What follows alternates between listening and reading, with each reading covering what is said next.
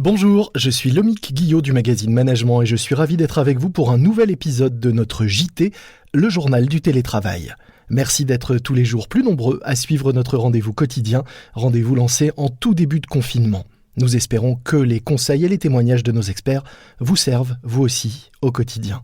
Nos entretiens étant réalisés via Skype, la qualité du son peut être parfois médiocre, mais je suis sûr que vous nous en excuserez. C'est parti. C'est le journal du télétravail.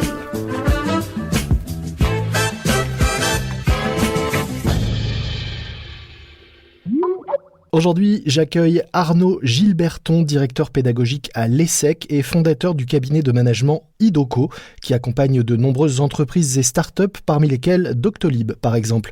Bonjour Arnaud. Bonjour Dominique. Alors avec Idoco, vous avez publié une sorte de livre blanc, un guide des bonnes pratiques pour manager en période de confinement, guide que j'invite d'ailleurs nos auditeurs à lire. Nous mettrons un lien dans les notes de l'épisode pour ceux que ça intéresse. Dans ce guide, vous rappelez l'importance de plusieurs choses, notamment du maintien d'un lien avec les autres, de l'activité physique ou encore du respect des horaires. Mais plus original, vous conseillez quelque chose que j'ai moins vu ailleurs, accepter et exprimer ses émotions. Alors première question, pourquoi est-ce que vous avez voulu faire un focus particulier sur ce sujet des émotions? Alors écoutez, on a voulu faire un focus particulier parce que le vécu du confinement est très très différent d'une personne à l'autre. Et il y a quand même régulièrement des situations de souffrance, de difficulté, parfois d'isolement des collaborateurs. On voit aujourd'hui, vous voyez, les dernières études nous montrent que il y a à peu près un Français sur 7 qui vit le confinement en étant isolé, en étant seul. Et nous, ce qu'on observe dans les entreprises, c'est qu'il y a des gens qui vivent très bien le confinement parce qu'ils sont à la campagne, ils ont un jardin, ils sont en famille. Et puis il y a des gens qui vivent le confinement de manière plus difficile, parce qu'il y a des inquiétudes pour les proches ou de l'incertitude sur l'avenir professionnel. Et du coup, on considère que oui, dans cette période-là, c'est important de pouvoir exprimer ses besoins, ses difficultés, et de pouvoir aussi les partager à la fois avec ses amis, avec ses proches, mais aussi avec ses managers. Encore faut-il qu'ils soient à l'écoute et suffisamment bienveillants pour les entendre, ces ressentis. Alors, je suis totalement d'accord avec vous, et je pense qu'aujourd'hui, beaucoup de managers sont confrontés à cet enjeu de pouvoir accompagner leurs équipes et de faire face aussi à des collaborateurs dont certains vivent le confinement de manière assez difficile. Et du coup, ça nécessite de la part des managers beaucoup de bienveillance, beaucoup d'écoute. Mais je pense que cette bienveillance et cette écoute, elle est aujourd'hui indispensable pour maintenir l'engagement des salariés et puis faire aussi passer le message que la santé, le bien-être de tout le monde est important, y compris et notamment dans cette période-là. Moi, je pense aussi que l'engagement des salariés dans la durée va aussi reposer sur la capacité d'écoute et d'accompagnement dont peuvent faire preuve aujourd'hui les managers. Alors cette qualité, elle est, vous le disiez, indispensable. En revanche, elle n'est pas toujours naturelle. Est-ce qu'on peut la forcer? Est-ce qu'elle se travaille? Et comment est-ce qu'on peut faire en sorte que les managers s'ouvrent un peu plus peut-être à ce type de pratique ou se mettent plus dans cette position d'écoute, d'empathie et de bienveillance? Effectivement, c'est pas toujours évident, d'autant que dans beaucoup d'entreprises aujourd'hui, il y a un certain nombre d'incertitudes, il y a parfois une charge de travail assez conséquente de la part des managers, donc on voit aussi des managers qui sont sous pression. Donc effectivement, oui, ça se travaille. Je pense qu'il faut que ça soit sincère avant tout. Vous voyez, faire preuve de bienveillance ou être à l'écoute de ses collaborateurs, ça doit d'abord reposer sur de la sincérité. Ça peut être que authentique, sinon ça marche pas vraiment. Évidemment. Et je pense que l'enjeu pour les managers, c'est vraiment de considérer qu'on est dans une période particulière, qu'on est dans une période vraiment spéciale, et que oui, ça peut être objectivement difficile pour certains collaborateurs de continuer à travailler alors qu'il y a des enfants en bas âge, alors qu'ils sont isolés, alors qu'ils se font beaucoup d'inquiétudes. Et le fait d'en parler, ça aide. Alors ça ne veut pas dire que le manager va trouver des solutions sur des problématiques personnelles. Je pense que le manager n'est pas là pour apporter des solutions ou donner son point de vue sur la vie personnelle de ses collaborateurs. Mais en tout cas, plutôt le rôle du manager, c'est de montrer qu'il est à l'écoute de ces situations et qu'il peut aussi adapter son mode de management aux contraintes des uns et des autres. Typiquement, vous voyez, par exemple, si un collaborateur a besoin d'avoir un temps dédié pour s'occuper de ses enfants ou d'avoir un temps dédié pour appeler un proche qui est malade ou isolé, c'est important que ça soit pris en compte dans l'agenda de la vie de l'équipe. Au-delà de cette culture de la bienveillance, vous avez, pour peut-être aider certains managers à prendre en compte ces émotions, dressé une liste des situations sensibles auxquelles un manager doit être particulièrement attentif en ce moment. Est-ce que vous pouvez nous en dire un peu plus là-dessus? La première chose à laquelle il faut veiller, c'est les collaborateurs en situation d'isolement. Le principal facteur de stress, c'est vraiment l'isolement, c'est la solitude qui peut être ressentie dans une période de confinement pour des gens qui sont seuls. Ça, je pense, c'est une première situation. Le deuxième grand cas de figure qui peut amener des situations de souffrance, c'est tous les cas lorsqu'il y a de l'inquiétude sur l'avenir de l'entreprise. Et aujourd'hui, on voit beaucoup d'entreprises qui sont touchés par le Covid, dont l'avenir est un peu questionné, sur lesquels il y a des difficultés économiques, donc ça peut ajouter, vous voyez, une forme d'angoisse. Et puis, forcément, vous voyez, il y a plein de situations familiales qui peuvent être complexes à vivre, des soucis de couple, un divorce récent, le deuil d'un proche. Vous voyez, qui sont des situations personnelles, mais qui, dans une période de confinement, deviennent d'autant plus difficiles à vivre. Parce qu'il n'y a plus le lien du quotidien avec les collègues, parce que prendre un café avec ses collègues, c'est plus compliqué. Et puis, je pense qu'il y a vraiment quelque chose qui est important à prendre en compte, c'est que c'est plus difficile de se confier à distance.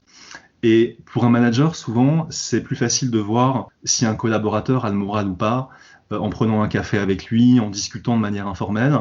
Et avoir des discussions informelles aujourd'hui à distance, c'est moins simple. Et du coup, pour un manager, c'est plus difficile de repérer les petits signaux qui lui font dire qu'un de ses collaborateurs est un peu en difficulté. Donc ça demande de la part des managers un peu plus d'efforts pour aller un peu plus au contact et être en mesure d'ouvrir le dialogue sans dramatiser la situation et sans nier la difficulté non plus de cette situation. Est-ce que ça veut dire fixer des points réguliers et alors j'allais dire en tête-à-tête, mais en tête-à-tête par visio, avec chacun des membres de son équipe par exemple ? Dans l'idéal, oui. Alors après, on fait en fonction des contraintes et de l'agenda, mais moi je trouve qu'avoir, vous voyez, chaque semaine un point, même rapide, de 10 minutes, un quart d'heure avec chacun de ses collaborateurs, pas forcément pour parler du travail, mais vous voyez, pour parler un peu de tout et de rien, prendre un peu des nouvelles des uns et des autres, c'est clairement une bonne pratique. Et c'est aussi du temps gagné par rapport à la charge de travail, parce que c'est aussi ce qui garantira au manager d'avoir les bonnes informations pour adapter sa communication, pour adapter la charge de travail, et pour adapter la manière dont il anime son équipe à distance. Il y a aussi quelque chose d'intéressant dans votre guide. Alors on le voit en ce moment aussi bien à travers ce que peuvent dire les scientifiques que même les membres du gouvernement. Ce qu'on sait surtout en ce moment, c'est qu'on ne sait pas grand-chose. On est dans une période où beaucoup de certitudes volent en éclats.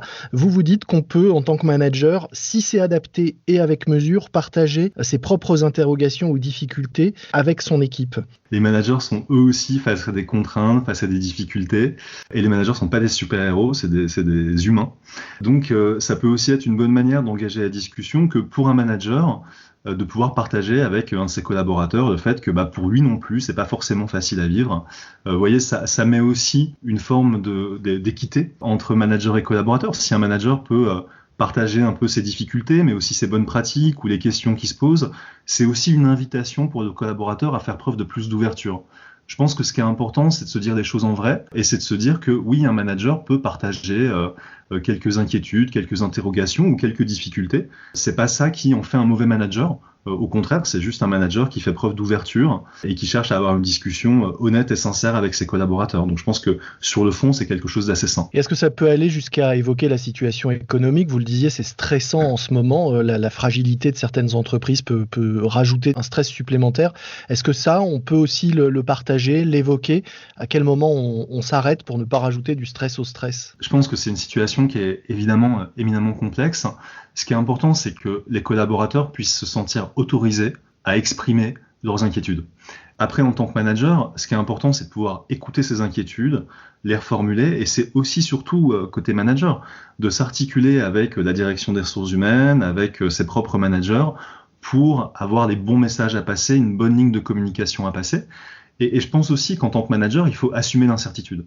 Assumer l'incertitude, ça veut dire pas chercher à rassurer à tout prix, pas chercher non plus à inquiéter, mais assumer que oui, la période est incertaine, que bien malin serait celui qui pourrait avoir des réponses sur quelle sera la situation économique dans quelques mois, et que c'est justement dans ces moments d'incertitude que la solidarité doit être importante et que tout le monde doit rester motivé, engagé, bienveillant et aussi en soutien les uns des autres. Sur la motivation, quelque chose d'important aussi, on le répète peut-être pas suffisamment, mais c'est important même en cette période et peut-être encore plus en cette période d'apporter du feedback positif à ses collaborateurs. C'est essentiel, c'est pas toujours facile à faire. Mais moi, ce que j'observe aujourd'hui, c'est que dans beaucoup d'entreprises, beaucoup de collaborateurs à distance s'engagent, cherchent à faire du mieux qu'ils peuvent dans une situation qui est assez dégradée. Et même si la situation est imparfaite, je pense que du point de vue d'un manager, c'est hyper important de souligner les efforts, de souligner les réussites, même si c'est des petites réussites. Mais vous voyez, lorsque on voit qu'un collaborateur qui était un peu réticent à utiliser des outils digitaux ou des outils de travail à distance s'y met et arrive à travailler plus facilement à distance, ça vaut le coup de le souligner. Je pense qu'aujourd'hui, les collaborateurs, on a tous besoin d'entendre des messages positifs. Et c'est vraiment le rôle d'un manager de trouver les petites choses positives dans la vie professionnelle Ça peut être faire un feedback sur la solidarité de l'équipe en disant bravo et merci parce que vous êtes tous hyper solidaires les uns des autres. Ça peut être de dire bravo parce que finalement le télétravail, vous vous y êtes tous mis. Je sais que la situation est pas facile, mais malgré tout, on arrive quand même à continuer à avancer ensemble. Vous voyez, ces messages positifs aujourd'hui, ils sont hyper importants. Et je pense que c'est vraiment central en termes d'animation d'équipe. Maintenir le positif est central. Je pense que les gens ont besoin aujourd'hui de sentir qu'ils sont importants. Même si on travaille à distance, c'est de sentir qu'on reste tous importants les uns pour les autres. Et je pense que ça, c'est vraiment un message que les managers ont et doivent faire passer. Pour rester dans le positif, qu'est-ce que vous pensez qu'on retirera de positif de cette période de crise que l'on traverse ? Alors écoutez, j'espère, Lomique, qu'on retiendra plein de choses de positives. En tout cas, ce qui est sûr, c'est que je pense qu'aujourd'hui, moi j'observe beaucoup de gens qui se recentrent sur leur famille, sur leurs amis, sur leurs membres de la famille, sur des proches qui sont parfois éloignés. Donc il y a, vous voyez, un recentrage sur la relation, l'importance de son collectif de proximité, des gens auxquels on tient. Je pense qu'il y a aussi des belles valeurs de solidarité qui s'expriment en ce moment, à travers des petits gestes, à travers des messages de soutien, à travers des textos parfois. Moi, je vois, vous voyez, en entreprise, beaucoup de gens dans leurs mails terminent leur mail en disant prenez soin de vous et de vos proches. Donc il y a beaucoup de messages de solidarité, de bienveillance qui s'expriment assez naturellement. Je pense que ça, c'est quelque chose de très fort. Et je pense que la période actuelle amène à se recentrer sur des valeurs un peu plus essentielles.